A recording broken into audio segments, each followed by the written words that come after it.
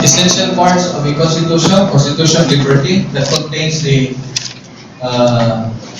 grant of political rights of citizens and the powers of the state. That's normally the Bill of Rights, actually. And then constitution of government, that is the provision that defines the structure of the government and the powers of each department. So Article 5, Article 6, 7, 8, okay, and 9. Ang katong Constitution of Liberty, Article 3. Then Constitution of Sovereignty. This is the provision that provides how the Constitution may be changed or amended by the people. This is now Article 17. Okay? So, klaro ha? Basics of the Constitution. Written. So, the Philippine Constitution, how do you consider the Philippine Constitution? Written Constitution. Manuel. How do you consider the Philippine Constitution? Is it, number one, is it written? Why? Anong libog magkari? Is it written or unwritten? Of course. Is it enacted or involved? Enacted. Ambot lang. Kapawari ka kayo sa enacted? Enacted. Rigid or flexible? Montax boy abunda eh. Rigid. Because there are specific modes by which you can amend. You cannot do it in another way. Okay? Is that clear? Sir. Now, how do you now interpret the provisions of the Constitution?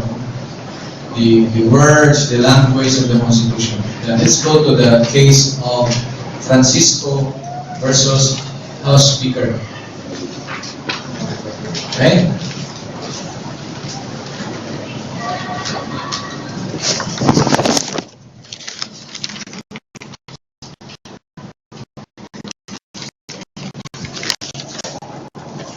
Valdez, Ana Teresa. Have you read the case?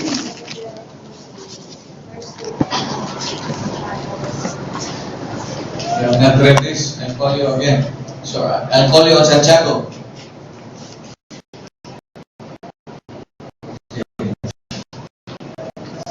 Karena sa akong basa, sunod ng tulig. Montegudo, Lisi.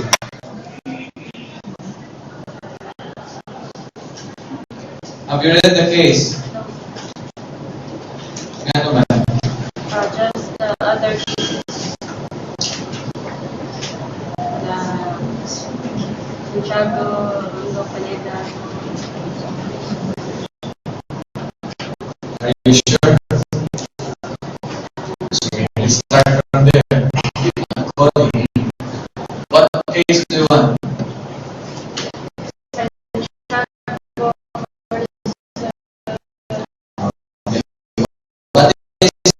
Santiago. Santiago case. Senator Maria Santiago and Senator Francis Battle, the petitioners versus Senator Cristo Bingola Jr. and Senator Marcelo B. Ferdinand as the There was an election for the president of the Senate. Okay? And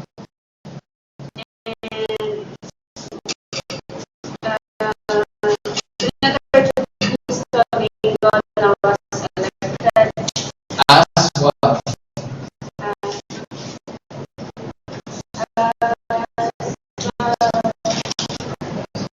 majority for leader.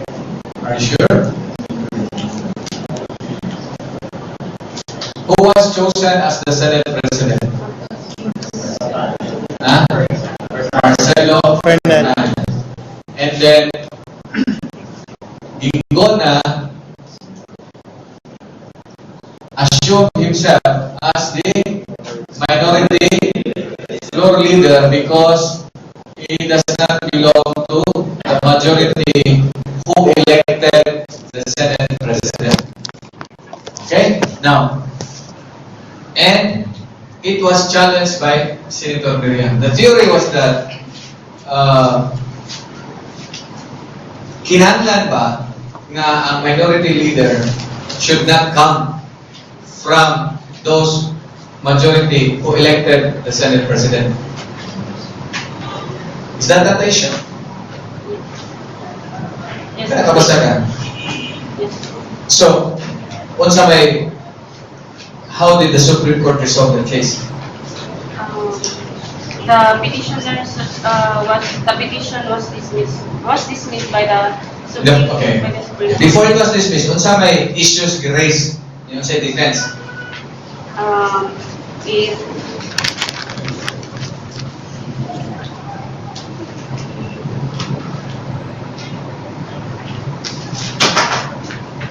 If Fernan,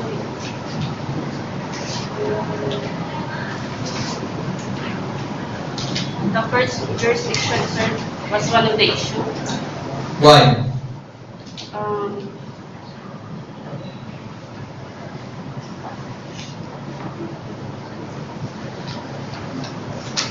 Ika nakabasa ka? What was the issue there? Did they invoke political question? Yes. Why? Because what was the theory? That it involves discretion on the part of the Senate to elect its officer. Di ba? And what was the basis? Section 16, Article 6 provides, and I read for you. The Senate shall elect its President and the House of Representatives its Speaker by a majority vote of all its respective members. Each House shall choose such other officers as may be deemed necessary. In other words, the Constitution provide for the position of Senate Minority Floor Leader. Wala. Only Senate President. Hoy, bilion.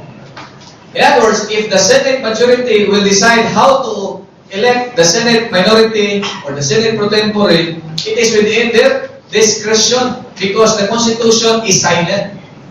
You get me? Is it within their discretion or not?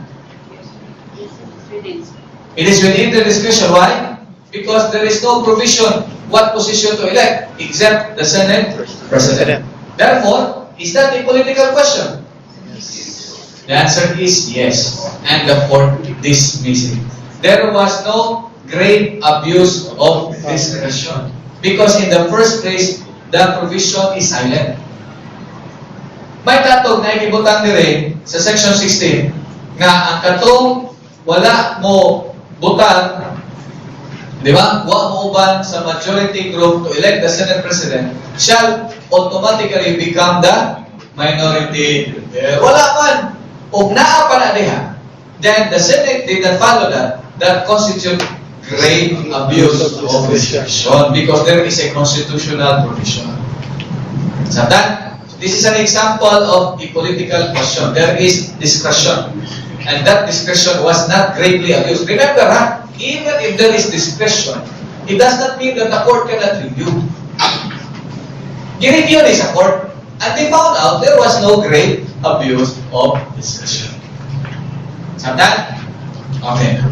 Nakabasa ka. Nalipog ka. Let's go to Casita. Let's go again to Francisco. Let's relate that case na lang to Bundok versus Penela so that you understand that concept better. Padilla, Albert. Have you read the case? Agatha Columns. I read the case, sir. Nasa na ngayon? Ay, mo ka defensive. Ang question was, di ba ka nang tinubagan na hindi responsive? Kuro pumunta na, kapasa, wako na pumunta na, extensive ba yung ibasa, o nakabasa ka, wala. That's it. Now, so what's the case all about?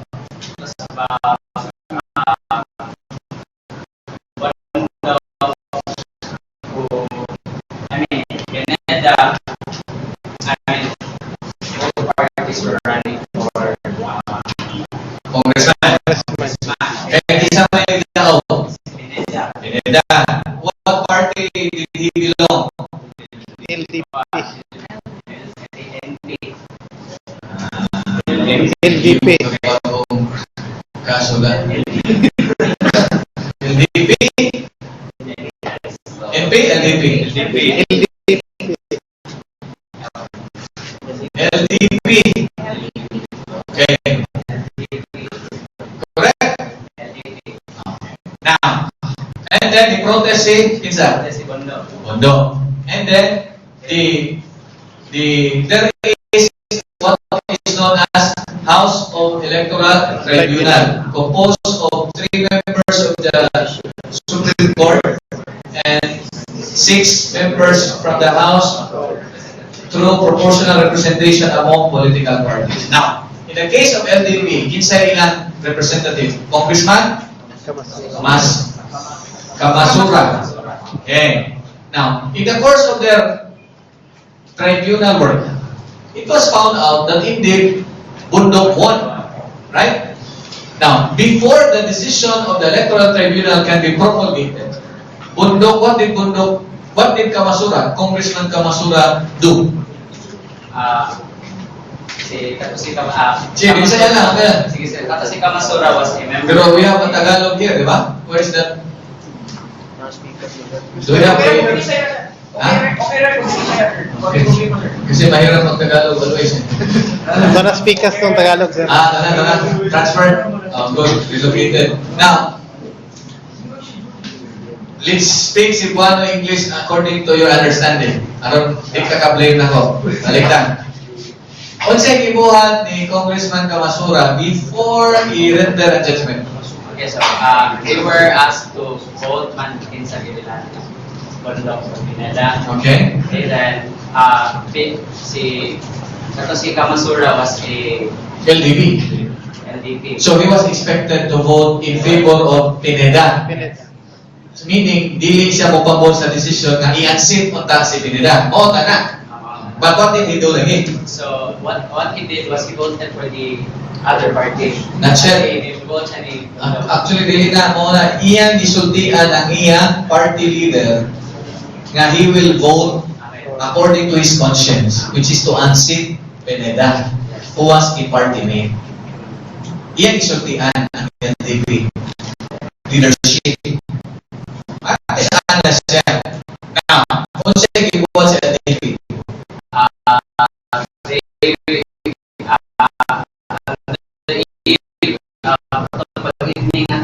he received a letter that he is now terminated from the party. Expelled.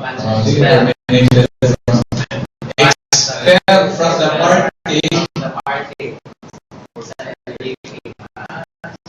Are you sure from the party? Or replaced from the age red for disloyalty to the party. Okay? I-remove siya. Ano din siya vote against the Pineda. That's a good move on the part of the LDP. Now, unsa may reaction sa mga membro sa Israel? Di ba, ni-protest sila, ang mga justices dili na sila pupadayon? But the Chief Justice told them that is a constitutional duty that you have to do. Di ba? So you have to do it. Padayon sila. Now, what happened? Was there a case filed? Yes. Who filed the case? Bundok. Okay. What was the theory of Bundok? That The expulsion or the removal of Kamasura was unconstitutional because it will interfere in the independence of the House of Electoral Tribunal, which was doing a judicial function, not a political function. Di ba? Malay nyo ng contention? But what was the defense of the other side?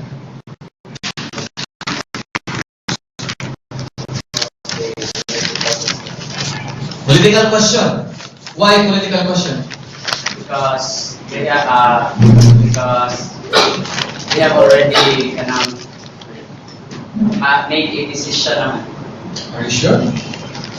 Nakaya mo sa decision, di ba wala mong kato na decide? It was dismissed. Dito. Unsa may ganong political question. Unsa may ilang rational. Ingon sila, under the Constitution, the Edsred is the sole judge of all questions relating to the qualification returns of its members. Therefore, we are the only one who can decide on that, not the Supreme Court. But that, in other words, according to them, you cannot review the action of the Edsred because it is the sole judge. If you review the action of the Edsred, then you are not the sole judge. There's another body that will judge. You get that theory? That's a good theory, di ba? Ikaw ba Constitution ka, sole judge. Now, ikaw sila, sole judge mo kami, anong mga may mga appeal na mo? Anong napa may maglilabot na mo? Right? Okay. Now, do you have that theory? Yes. So, if you are the member of the Supreme Court, what would be your ruling? Meron yung mga tama, bro. Okay, but how did the Supreme Court decide the case? Was it within their discretion indeed to decide the case? Yes. Amen. In other words, na-apply jurisdiction, was it really in the jurisdiction of Edsred to decide the case? The Supreme Court said, yes, there is no problem with that. We are not questioning the jurisdiction of Edsred. But, remember, we have the expanded judicial power of review. When you abuse that discretion, it amounts to lack of jurisdiction. Grave abuse of discretion. Why? Why was it a grave abuse of discretion? Ano man? Huwag hindi ka kabasa. Sige. Sundot ka. Nanong ningon ng Supreme Court ng grave abuse? Was it proper for LDP to remove Kamasura on the basis that he did not heed the wish of the party? Why? Because it is first, it's unconstitutional. Ano ang constitutional? Is it not a fact that the membership of the Edsred is based on party representation, and therefore it is the party that has the power to put its nominee or remove its nominee? Isn't that correct?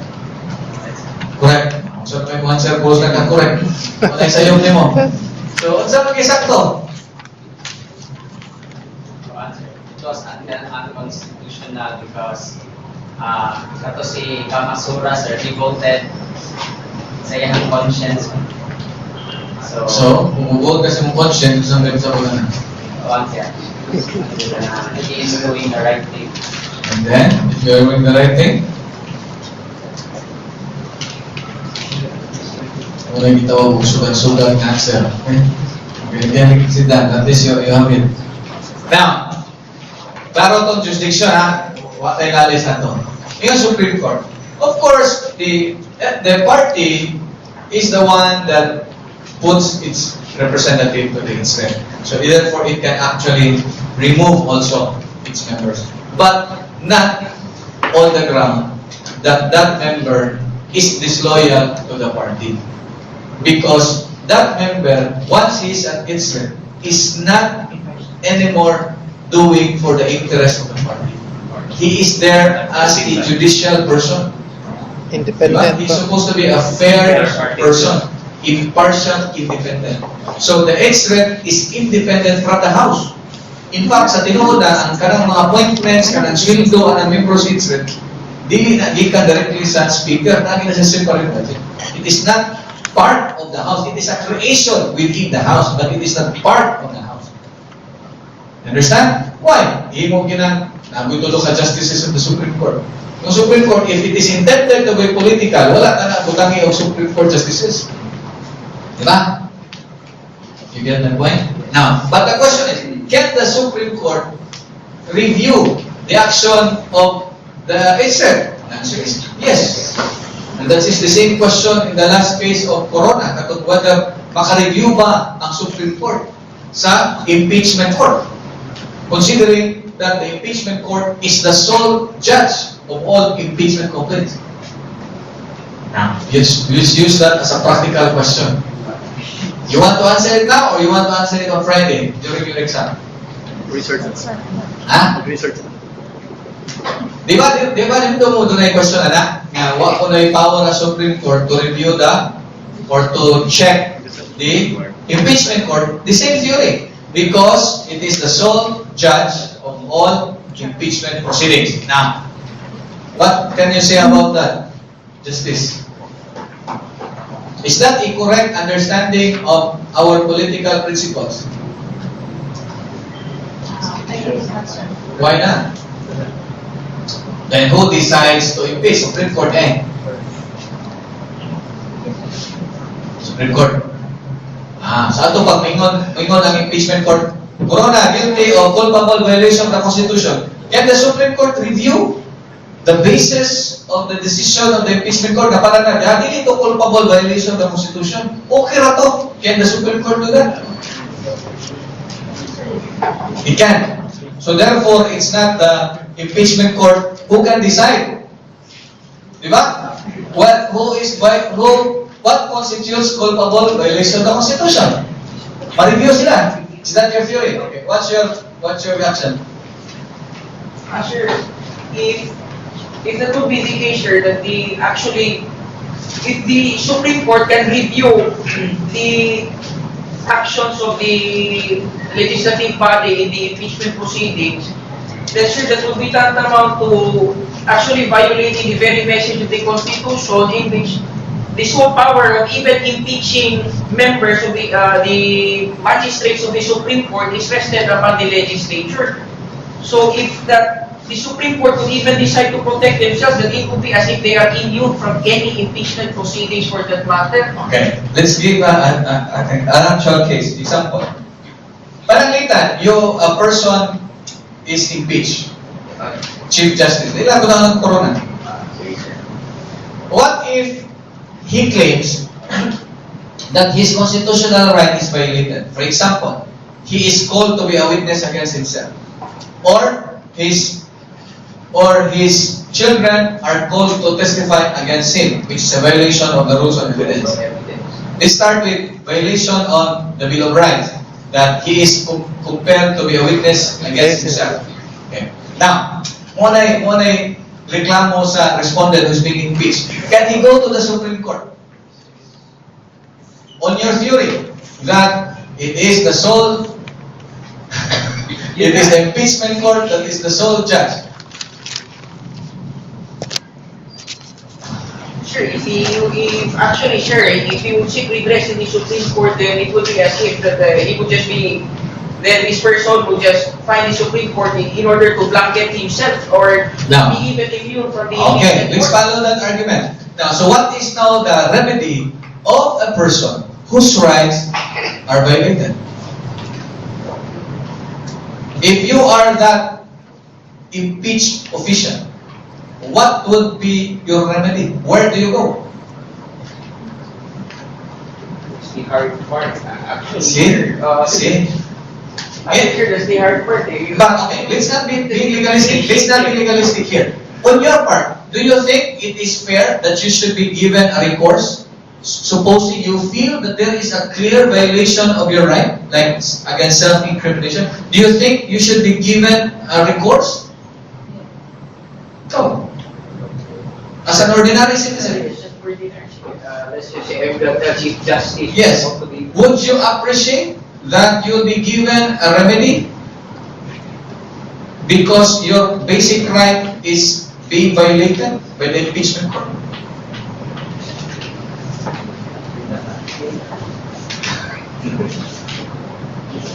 Okay, who has a different answer? Yes. Judicial power is the duty to check whether there is a grave abuse of discretion in any part or instrumentality of government amounting to lack and excess jurisdiction, even if that is the impeachment court, meaning that is still an instrumentality of government, meaning that is still a part of the government. So therefore, if that impeachment court acted with a grave abuse of discretion, yes, the person being deprived or being felt victimized about sa ilang ipambuhat, the Supreme Court now has the power for judicial review. So you are saying now that the Supreme Court is superior than the impeachment court. I am not saying that the Supreme Court is the superior of the impeachment court, but the Supreme Court has acted what is being enshrined sa Constitution as yan na ay, it is not supremacy of the Supreme Court per se, but the law, the Constitution itself says that if not a grave abuse of discretion, the Supreme Court has judicial review. Okay. Any more? We can answer that if we actually tackle Francisco. Do you want to tackle Francisco first? Yes.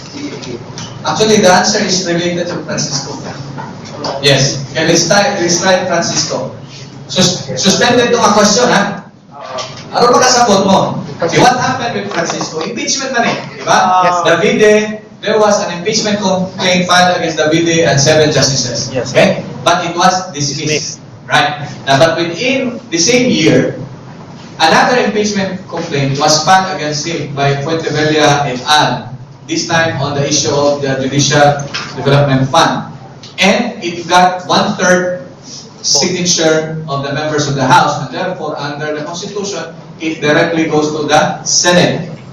Okay. Now, while it was in the Senate, a petition was filed, or not a petition, many petitions were filed at the Supreme Court stopping the continuance of the impeachment. Correct? Yes, sir. What were the issues? Whether or not the filing of the second impeachment was constitutional, because according to law, Okay, that's later. Okay. The first question was whether or not the Supreme Court can review okay, an act which is considered a political question. Because according to the House of Representatives, it is them that has the power to initiate impeachment complaint. Right? What was the ruling of the Supreme Court on that issue? Is that a correct argument? no, sir. Why not?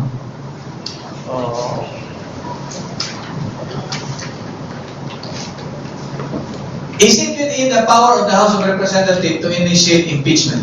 The answer Yes, is yes, yes. But are there constitutional standards how they will exercise that power? Yes. Yes. Yes. Number of votes, pila ka days i-refer, pila kinahanglan signature, di pwede kaduha in 1 year. Therefore, there are constitutional standards. Now, can the Supreme Court therefore review a case if there is an allegation that there is a violation of constitutional standards? The answer is yes.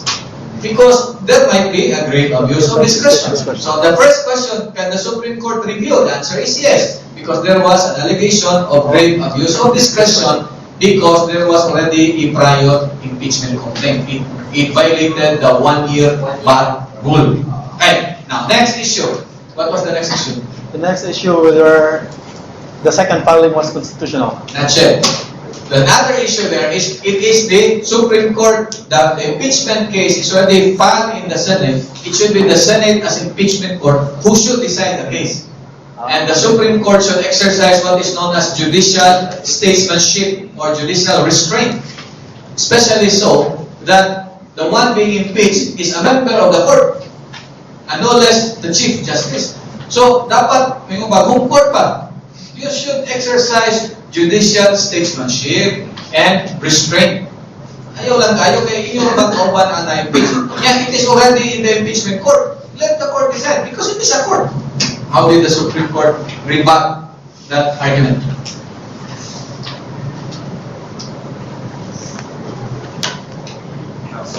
Dapat ba na mo inhibit ang Supreme Court just because the one impeached is a member of the Supreme Court? Yes. Inhibit dili. We inhibit, sir. Inhibit. We inhibit. So kinsa naman mo decide sa case? The impeachment court. The impeachment court. There is an allegation of grave abuse of discretion on the part of the House of Representatives. And what is the power of the court? To Question.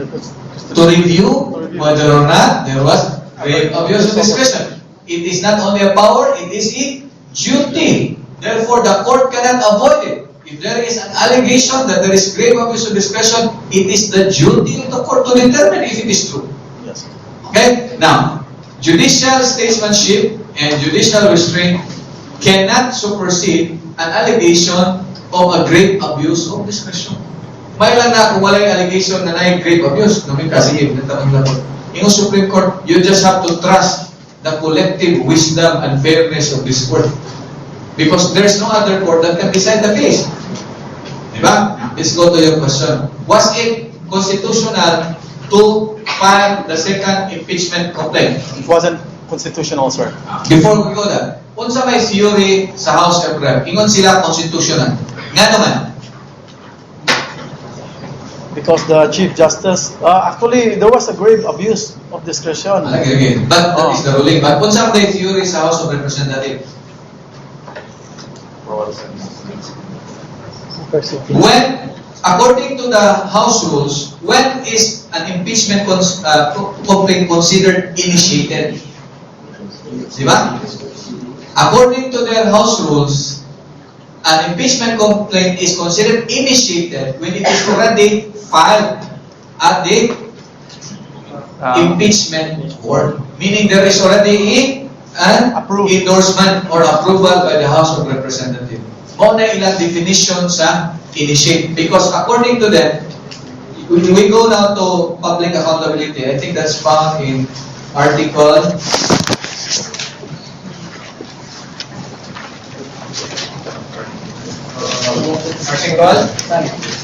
Are you sure? The second impeachment, sir.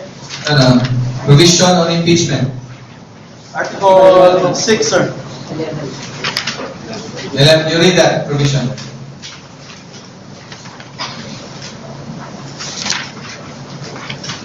Article, Article 3. you read. Article 3, section... Sure. Article 6, section 3. Okay. A vote of at least one-third of all the members of the House shall be necessary either to But affirm... before that, katong initiate. Art- 11, section 3. Kasi you read Article 11, Section 3. The House of Representatives Shall have exclusive Power. power to initiate all cases of impeachment. So ilan ka? Ngayon pasabot na. Ang House of Representatives, mo initiate. Dili ang kaning pag-file is not the initiate. It's the filing dito sa Senate. Senate because this time it is already the House of Representatives, dili ang single na member. Sabdan? Understand? So, ang pag-file ko no sa kato ko nung pag-file sa primero na complaint which was dismissed was not considered initiated. Why? Because it was not really filed as an impeachment complaint by the House of Representatives. Ano, i-dismiss pa sa House of Representatives. Sabdan? Yes, sir. Sa ito pa ko, no, ang ikaduha nga gi-file does not violate the rule. Kaya katong first, dili man to considered initiated by the House of Representatives because it was not filed to that Senate. Sabdan? Yes. Is that the correct interpretation? How did the Supreme Court resolve the question? What's the meaning to file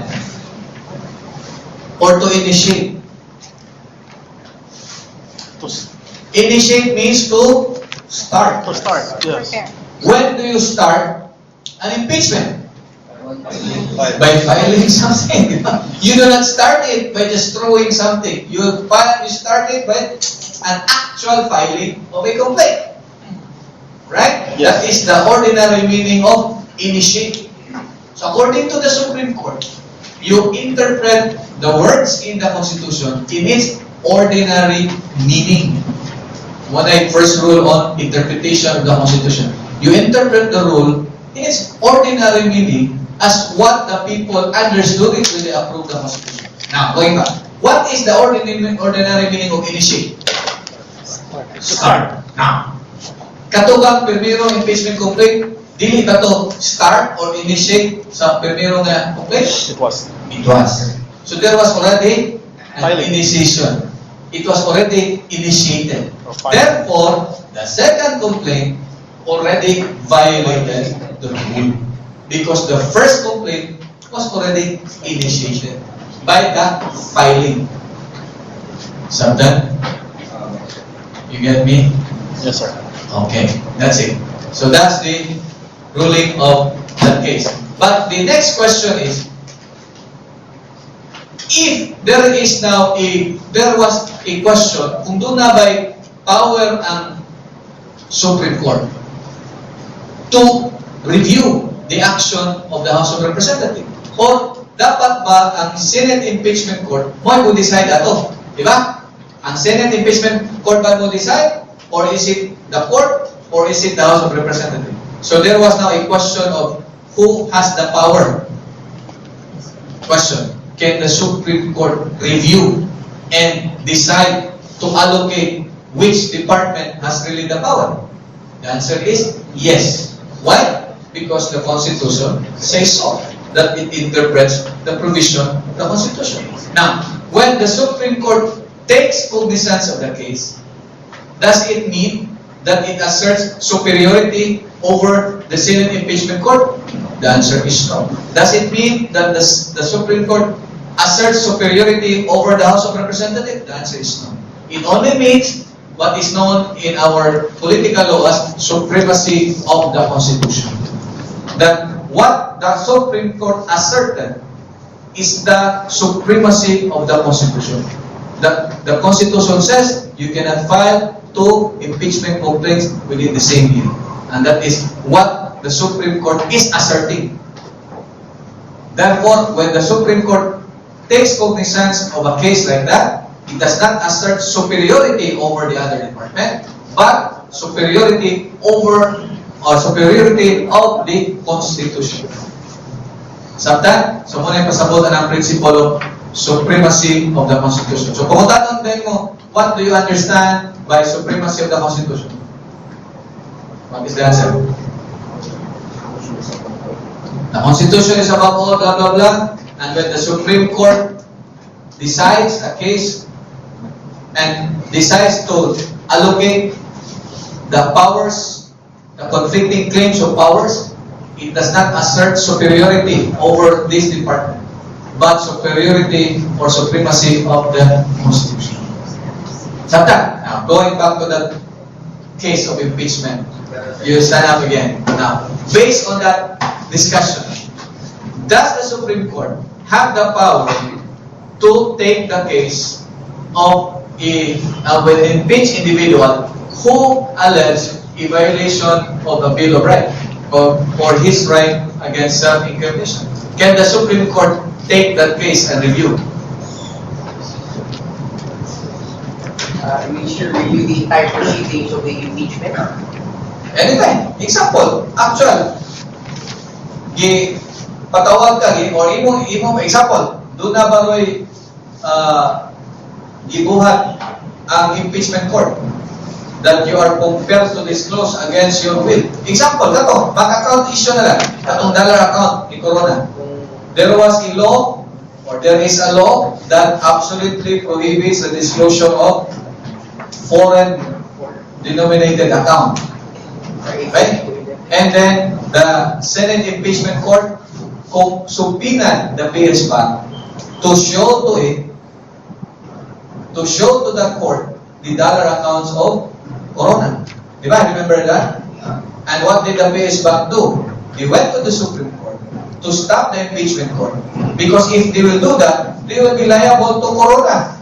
Corona might charge them later on for criminal offenses because that is in violation of the law. Di ba? Did the Supreme Court take the case? The answer is yes. Indeed. And what was the ruling of the Supreme Court?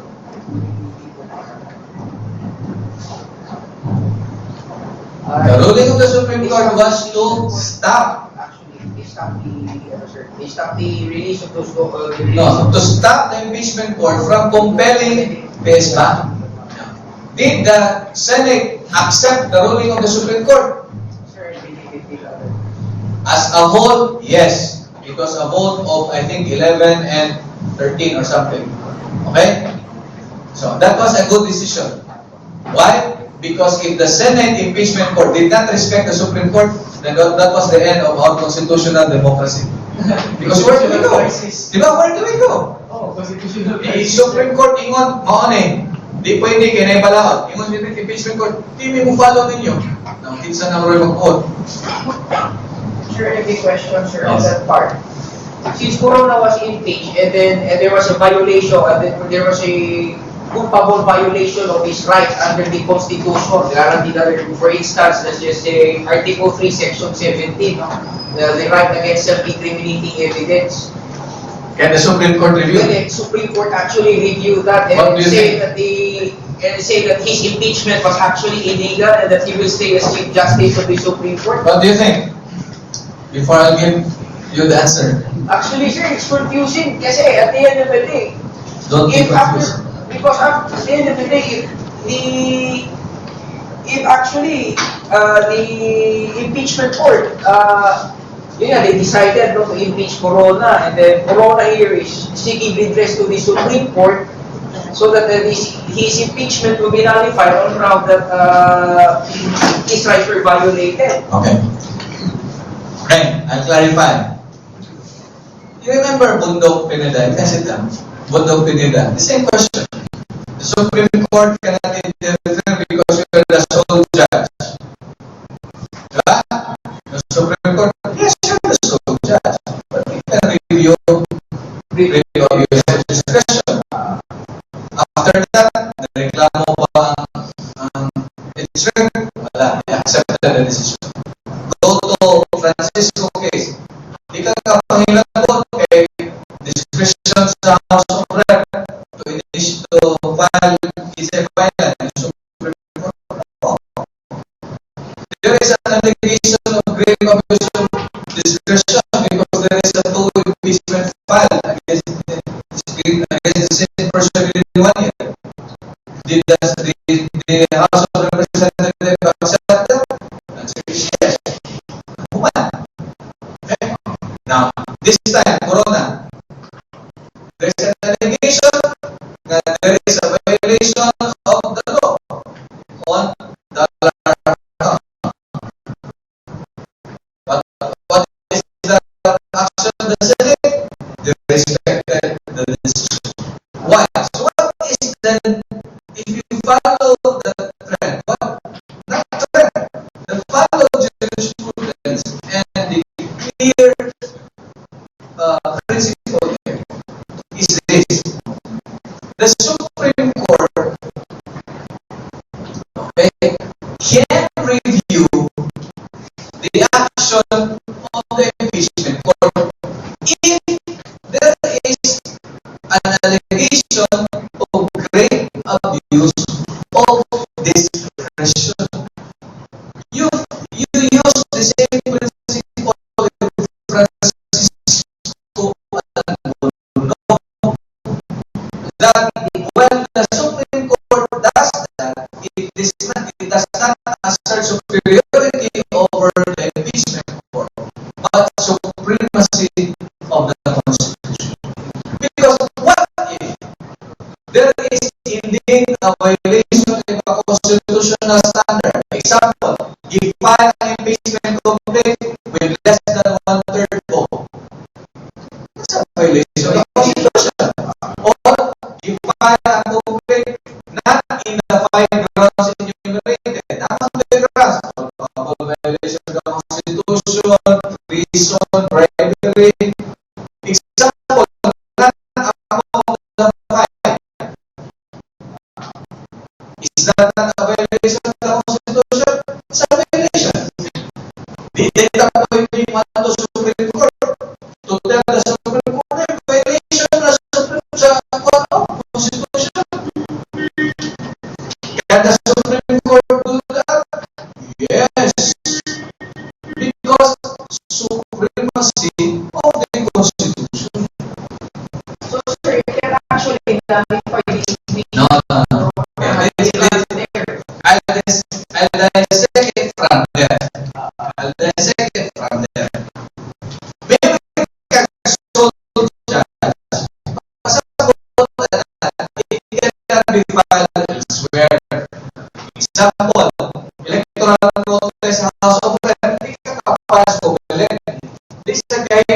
Congress o balaod na mag-ipapala and then to scope. Ano man ang Constitution na gingon ato ang sila. So, para sa impeachment, hindi ka kapalit somewhere else. Hindi sa kaya mo balaod ang Congress na ipapala somewhere else. Wala ipasabot ang soul.